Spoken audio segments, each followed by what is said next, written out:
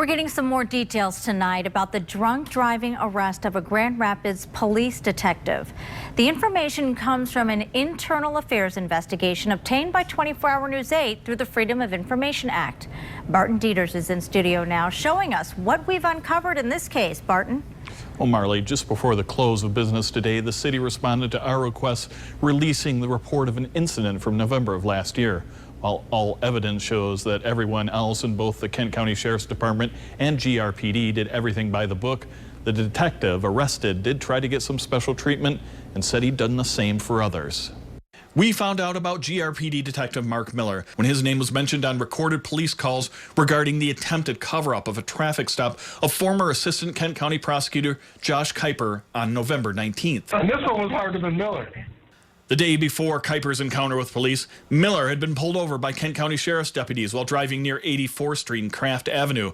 That's near the detective's home in Caledonia. It happened around 1:30 a.m. A deputy noted that Miller's van was weaving and driving under the speed limit. According to the report, Miller showed the deputy his badge and tried to convince him that he was just all right.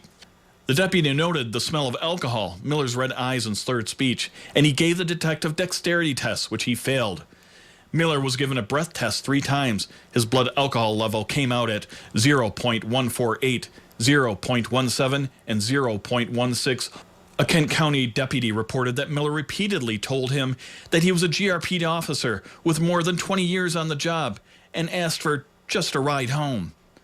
A deputy said Miller told him several times, quote, "I'm a brother," and that he could not believe that the deputy was doing this to him.